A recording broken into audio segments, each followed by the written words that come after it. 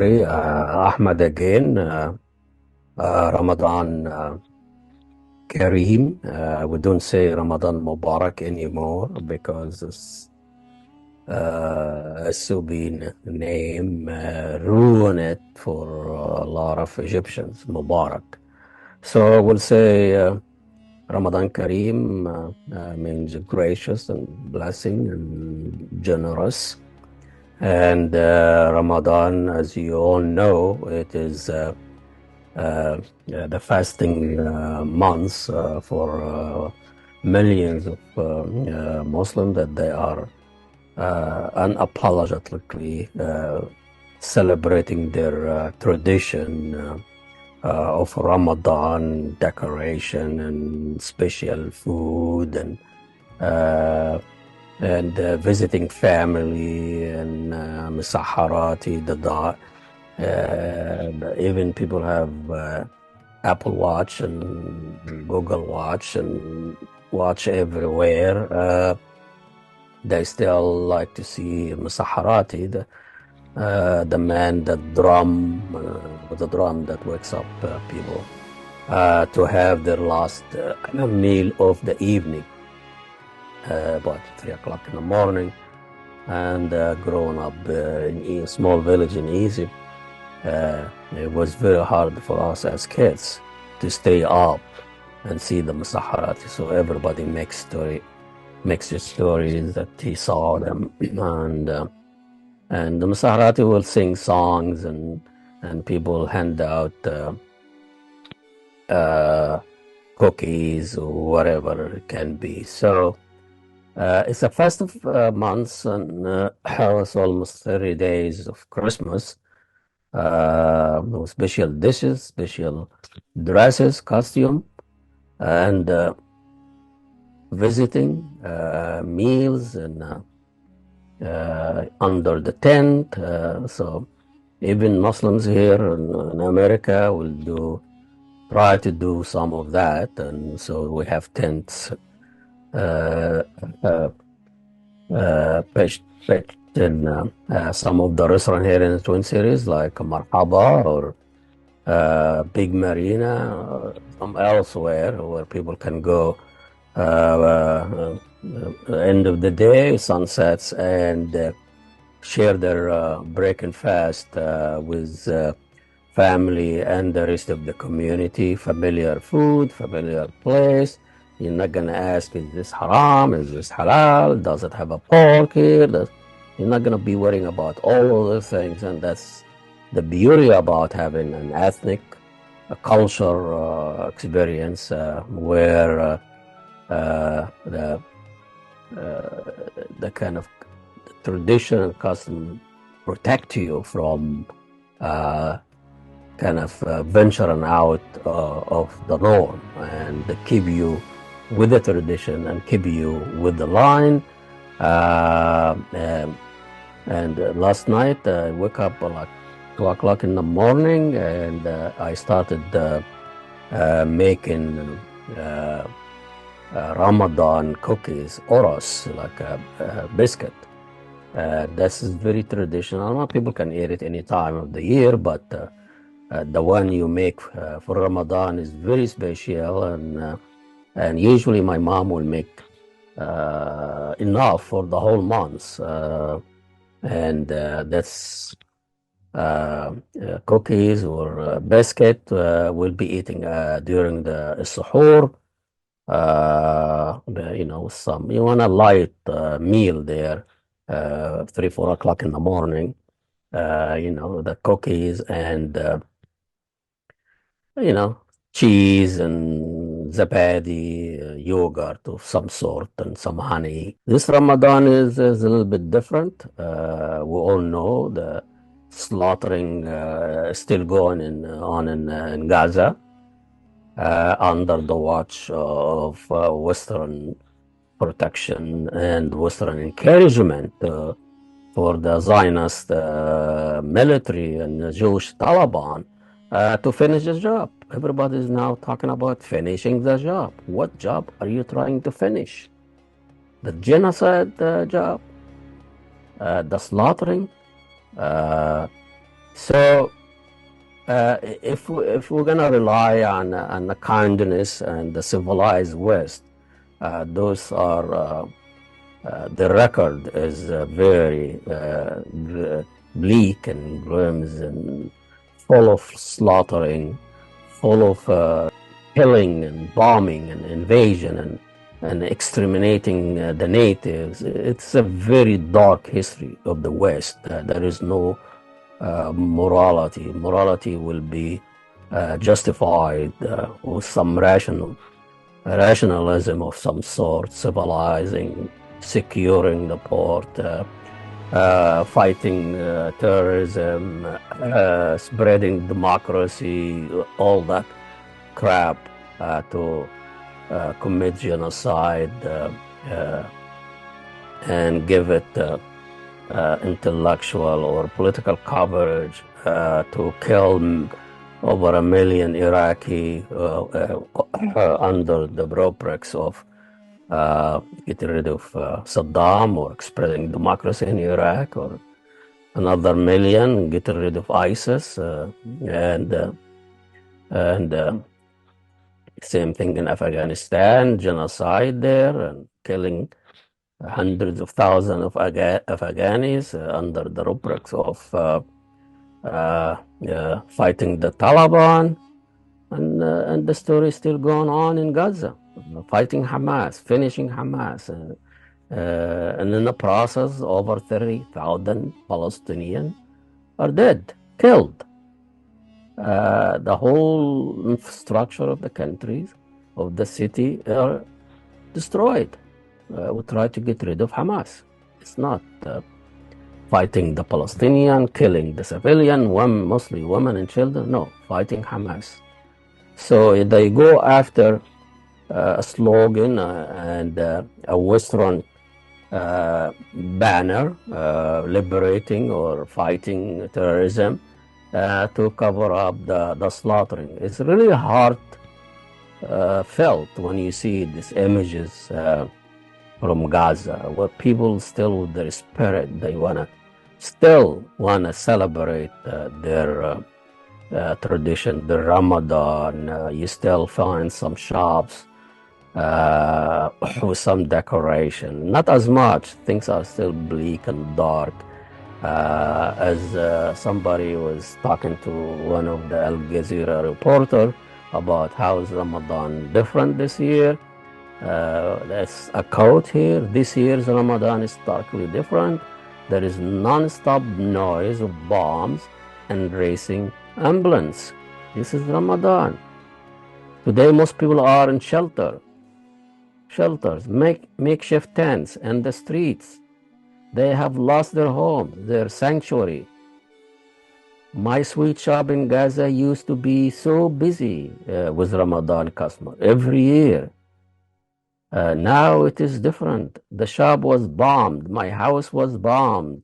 And I am displaced person. This is someone has a living running a sweet shop. So those images and those human story, you're not going to see it on CNN or Fox or even BBC. All you're going to see what the justification is for Biden or for Netanyahu. We try to save the Western world, the civilized world. We have to finish Hamas.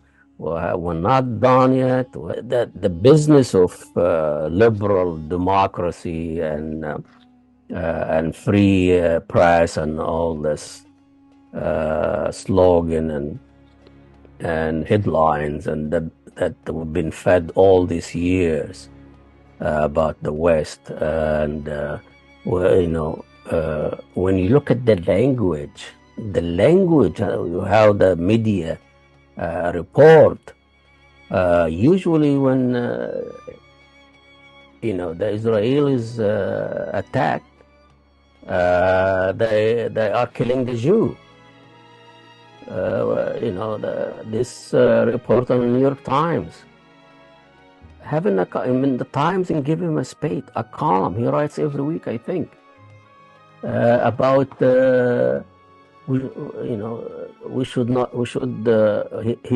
he's complaining that the Israelis are being mistreated and the American killed a lot of people in Afghanistan and Iraq and Vietnam, but nobody asked for eliminating Americans. Only the Israelis, when they try to defend themselves, and he claiming that if Israel put down the weapon, they'll be gone. Just imagination. Most powerful military base, if they put down the weapon, they will be vanished. By whom? All the Arab Zionist leaders are supporting Israel, and they are the one eager to finish off Hamas.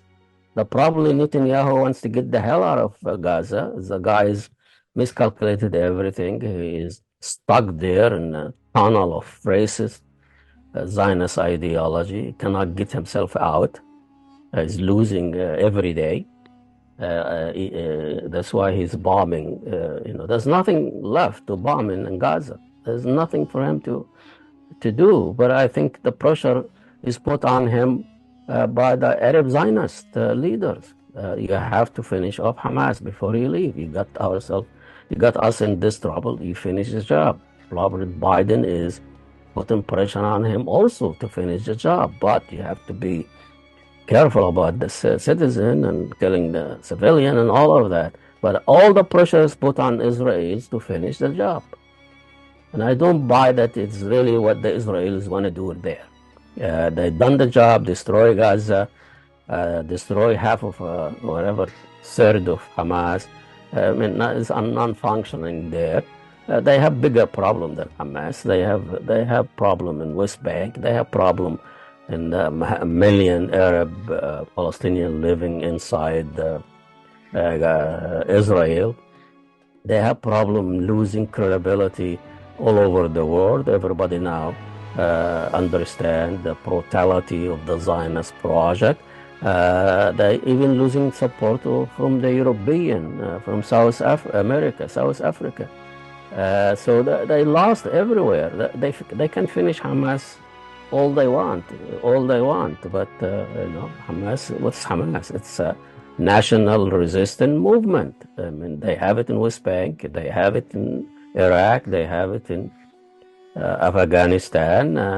You cannot just finish it. They finished very much PLO, and before that movement, they always knew national resistance. If it wasn't a PLO, it's Hamas, it's Qassam, it's Hezbollah, it is whatever the case, Taliban. I mean, this is all national movement, national resistance, resisting occupation, resisting apartheid, resisting, killing of their own people. So they attack the Israelis army, the IDF attack whatever. But when they are resisted, and when people resist the Israelis' brutality and attack, they are killing the Jew. They're killing the Jew. Anti-Semitic. The language itself is always, they are Jewish when they are attacked, and they are just democratic Israelis defense.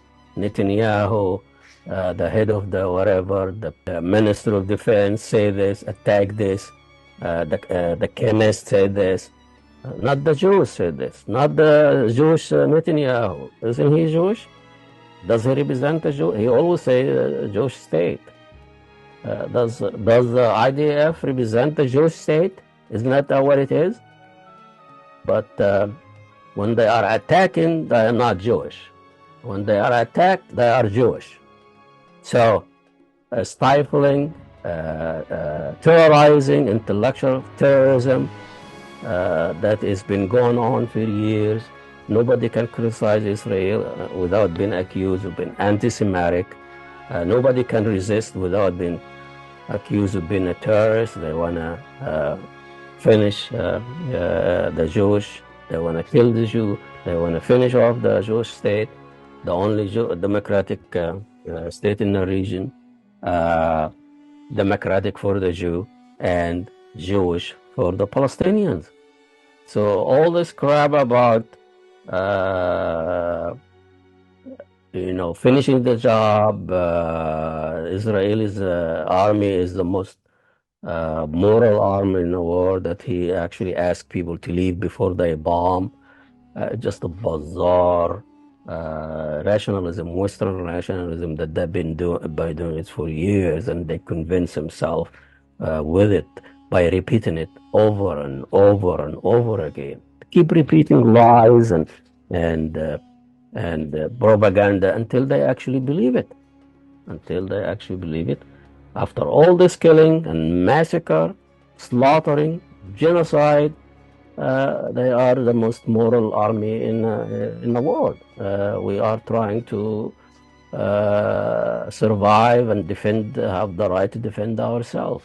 We try to finish off Hamas. Why are you bombing southern Lebanon? Why are you arresting thousands of people in West Bank? Why are you bringing 15,000 Israelis forces in West Bank? So Ramadan is different, but it's bringing us together, and we need to celebrate it no matter what. We need to support the oppressed and depressed in Palestine, not because they are Arab or Palestinian, they are Christian, they are Jew, there are a lot of multi ethnicity there. When Palestine was before, the thugs, terrorist group came from Europe and chased people from Palestine with the help with the British, French, and now the American. This is the colonial project, and that's prove it why the West are supporting Israel aggression until today, because Israel is a colonial project, a Western racist colonial project, and that's how Herzl, the founder of Zionism, convinced the European and British of supporting establishing a homeland for the Jew. And it wasn't really a religious argument. It was a political argument. It was argument that you guys have colonies in Africa and Asia and South America and elsewhere.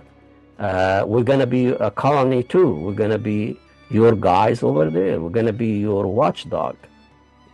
And that's what's been happening in the last over 75 years.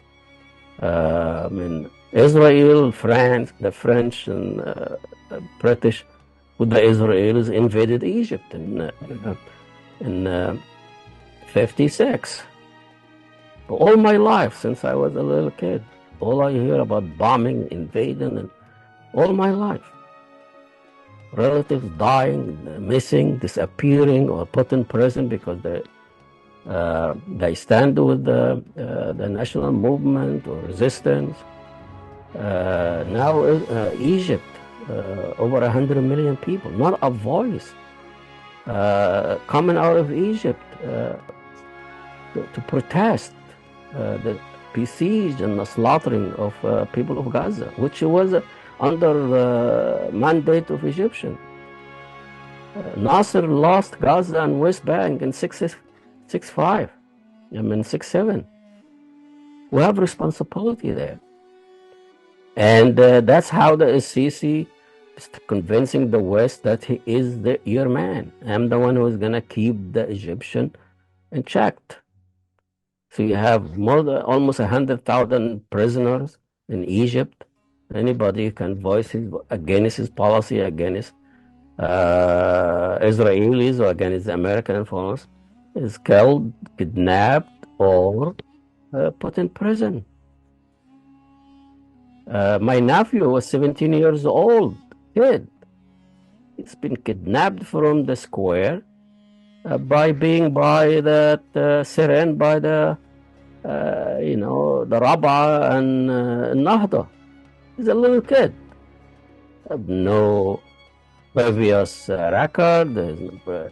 It's just a curious kid that he was there try to It was August and extremely hot. Probably was providing water to the sitting people. But not really just about brotherhood or Islamists. It was about legitimacy of their president that he's been kidnapped and toppled by ISIS's military coup.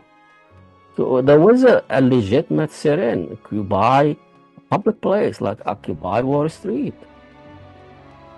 Then he will be taken and put in prison for 15 years for what? And thousands like him. And this idiot comes and jokes and talks to himself about saving Egypt, and I got this country. I didn't take it. They give it to me. I take care of it. Just a childish, immature, irresponsible leader. And the same thing in Saudi Arabia and Dubai and all these idiots in the Arab world. They are really now their existence. Depends 100% on the Zionist project. So it is in their benefit that the Zionist product stay there. In their benefit and their survival that Hamas would be gone. Any national resistance will be gone. And it's not going to happen. As long there is oppression and as long there is no peace, as long there is no liberation, there'll be always resistance. History taught us that. And I don't know when they're going to learn. And they know it themselves. That's why they steal, they lie, they corrupt, they get ready. They know when the time is calm, they'll be put on trial. The judgment will be very, very harsh. Look how it happened to Saddam Hussein or Gaddafi or Mubarak or bin Ali, bin Saleh, bin Gazma, whatever.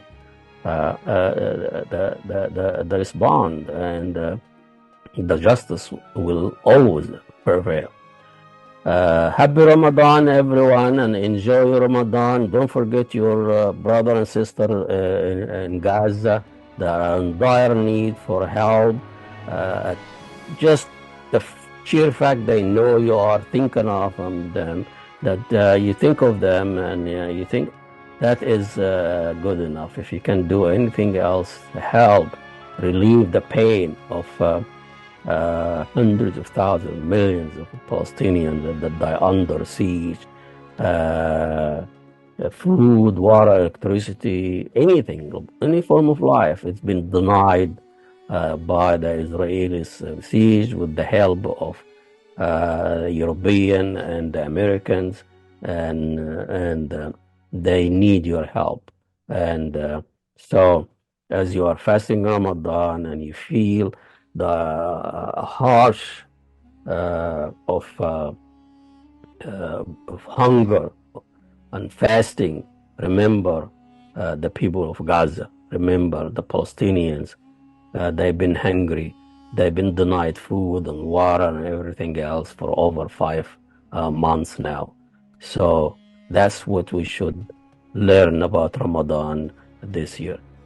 Happy Ramadan. We'll see you next week. Don't forget to sign or subscribe and log on our website if you want to help out. Log on the website and donate. That would be great. That would help out. And we'll see you next time.